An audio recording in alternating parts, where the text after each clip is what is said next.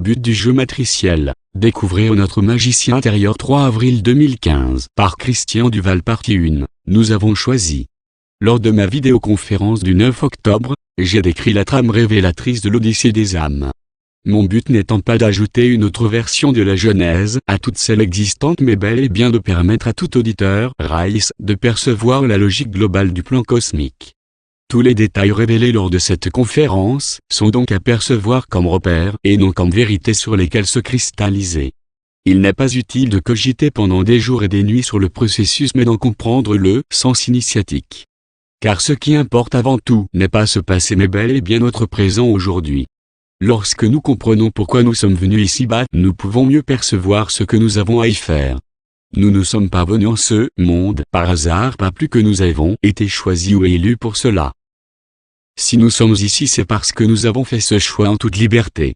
Le Créateur ne nous a nullement contraints à cette expérience, pas plus que le régent organisateur de cette matrice d'illusion ne nous y a enfermés contre notre gré. Croire cela reviendrait à reconnaître qu'il y a un pouvoir qui régenterait tout l'univers et que nous ne serions que des pions, ce qui annihilerait la vérité une qui révèle que nous avons été créés totalement libres d'être ce que nous choisissons d'être et à la ressemblance de celui qui est. Si la source créatrice n'est pas intervenue pour empêcher cette création que certains perçoivent comme maléfique, c'est parce que cela faisait aussi partie du programme de tous les possibles qu'elle avait élaboré. Et en vertu de la loi de liberté absolue, la source ne pouvait pas empêcher un archange de concrétiser en toute liberté un monde qu'il désirait expérimenter. Le jeu matriciel du malin. Une fois la matrice du jeu créée, l'archange a fait sa pub afin d'inviter toutes les âmes courageuses qui voulaient vivre une aventure hors du commun et inédite à venir jouer à son jeu en tant que jeu pion. Si nous sommes sur le plateau de jeu, c'est que nous avons bien voulu y venir, et si par la suite le maître du jeu a truqué l'idée, cela faisait aussi partie du plan. Ce jeu consiste à parcourir en tant que pion un circuit initiatique et à subir une multitude d'épreuves jusqu'au moment où nous découvrions le poteau rose et pourrions gagner la partie et sortir vainqueur du plateau de jeu. Le challenge est certes risqué, mais le frisson de la découverte en est la récompense. Le malin est initiateur du jeu, mais c'est à nous de nous montrer plus malin que lui. En ce monde, Dieu le Créateur a été caché sous une vesture d'ombre. Invisible, il s'est caché dans le jardin d'Éden en espérant que ses émanations, soit je, le découvrent et le reconnaissent. Au début de la partie, chacun de nous se laisse berner par les règles du jeu existentiel et ne comprend ni le pourquoi ni le comment du jeu, car ayant tout oublié de son identité d'origine. Ce n'est qu'au bout d'un certain cheminement qu'on finit par se rendre compte qu'on est créateur inconscient de la trame du jeu et que tout ce qui se passe à l'extérieur, dans le visible, n'est que reflet de notre scénario interne. On commence alors à changer de façon de jouer, on est moins sensible aux illusions reflétées par la matrice du jeu et petit à petit on redécouvre son pouvoir créateur. Le jeu consistait donc à découvrir ce magicien, identité source, qui était en nous mais que nous avions oublié sous cette peau de bête. Nous avons donc expérimenté ce que nous n'étions pas, impuissants, mortels, limités, soumis, pour découvrir ce que nous étions, créateurs, magiciens, illimités, doués de pouvoirs créatifs, afin de définir qui nous désirions être. Le Père-Mère se réjouit lorsqu'un de ses enfants, ayant découvert son statut d'origine, magicien créateur créé à son image, utilise celui-ci en toute liberté et intelligence.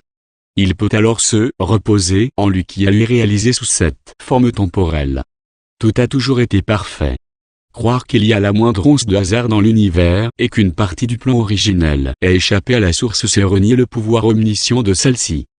Croire qu'il existe un Dieu et un diable qui a échappé à son emprise, c'est renier le pouvoir de Dieu, car une question se pose, si Dieu est omnipuissant et est tout ce qui a créé le diable? La difficulté de cette aventure risquée, c'est que la source, Dieu Père-Mère, s'est cachée simultanément en chacun de nous mais aussi en chaque forme de vie qui nous entoure. Dès que nous entrons en relation avec une forme de vie, c'est Dieu qui parle à Dieu. Tant que nous sommes inconscients du processus, nous perpétuons l'illusion du jeu, car Dieu nous a donné un pouvoir immense puisque lui-même prend la forme que nous lui demandons d'être. C'est nous qui créons Dieu. Si nous pensons qu'il n'existe pas, il reste inactif. Si nous pensons qu'il est tyrannique et autoritaire et exige des sacrifices, il se présente ainsi à nous. Si nous pensons qu'il est omnipuissant, il se présente ainsi. Il nous a créés à son image, afin qu'à sa ressemblance, magicien, nous devenions tout en acceptant d'être ce que nous pensons qu'il est. Ouah. Nous sommes créateurs non seulement de l'univers que nous percevons mais aussi de Dieu qui régit notre univers individuel. Quand on a compris cela, il n'y a plus aucune raison de militer pour défendre les différents dieux créés par les religions dogmatiques, car ce ne sont que des idoles sans pouvoir et dénuées de vie propre. Dès qu'on adore une idole, que l'on place au-dessus de soi, on gaspille son pouvoir, qu'on remet entre les mains de celle-ci. Les religions à dogme utilisent le stratagème à leur profit. Tous ceux et celles qui donnent du pouvoir à un culte religieux adorant un dieu extérieur à la création, situé dans un ciel inaccessible, remettent en les mains des intervenants religieux leur pouvoir créateur et sont ainsi dépendants de leurs décisions. Parfois le Dieu que nous rencontrons est encore enfermé sous une couche d'ombre du jeu matriciel, et n'étant pas reconnu il ne peut s'exprimer, alors on a l'impression que cet être rencontré n'est pas bon, ou parfois méchant, etc. Mais cela n'est que l'ombre illusoire, alors que pouvons-nous faire lorsque nous avons retrouvé notre pouvoir créateur ? Notre statut d'origine, si ce n'est faire notre démonstration afin de révéler à celui qui nous fait face la divinité qui nous habite, et ceci dans le seul but de réveiller celle qui demeure en ce personnage rencontré. Demain n'existe pas. Tant qu'on est endoctriné par une croyance qui nous fait croire qu'on est venu vivre l'enfer ici-bas pour mériter le paradis demain, on reste prisonnier de l'illusion d'un futur meilleur qui n'existe pas. Dès qu'on a compris que le pouvoir créateur était un nous et que nous sommes le reflet parfait du grand créateur des univers, le magicien ultime et suprême ici et maintenant, tout change. Cependant notre quête n'est pas terminée, car savoir n'est pas encore révélé. Nous vivons cette période cruciale où il ne suffit plus de savoir ou d'apprendre, mais de démontrer la puissance de celui qui est. Cette démonstration ne demande pas des grandes cérémonies et effets de manche ou spectaculaires, mais simplement de devenir magicien de notre réalité, d'être totalement intégré en tant que source de l'un et dépouillé de toute vesture ou image intermédiaire entre celui qui est, source androgyne, et nous.